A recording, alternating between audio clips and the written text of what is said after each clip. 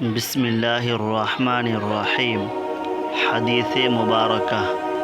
ایک مرتبہ ایک آدمی نے مسجد میں کھڑے ہو کر عرض کیا، یا رسول اللہ صلی اللہ علیہ وسلم، آپ ہمیں کس جگہ سے احرام باندھنے کا حکم دیتے ہیں؟ تو رسول اللہ صلی اللہ علیہ وسلم نے ارشاد فرمایا، مدینہ والے ذوالحلیفہ سے احرام باندھے اور اہل شام والے جحفہ سے اور نجد والے قرن المنازل سے۔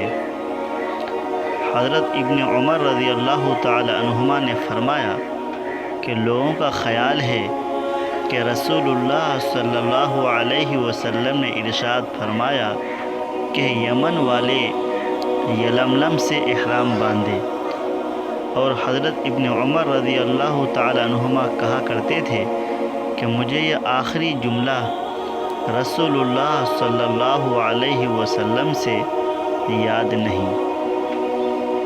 یہ حدیث نمبر 133 ہے۔ اس حدیث شریف کو حضرت امام بخاری رحمۃ اللہ علیہ اپنی کتاب صحیح بخاری شریف میں نقل کیے ہیں۔ ایک مرتبہ حضور اقدس صلی اللہ علیہ وسلم مسجد میں تھے تو کچھ صحابہ کرام مسجد میں آئے اور ہمارے نبی صلی اللہ علیہ وسلم سے کچھ سوالات کیے۔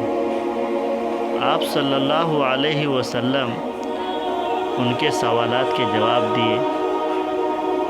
ان جوابات کو صحابہ کرام نقل کرتے ہیں کہ حضور پاک صلی اللہ علیہ وسلم ہمیں احرام باندھنے کی جگہ بتائے۔ کہنے لگے کہ مدینہ والے ذوالحلیفہ سے احرام باندھیں گے اور شام والے جحفہ سے احرام باندھیں گے اور نجد والے قرن المنازل سے احرام باندھیں گے۔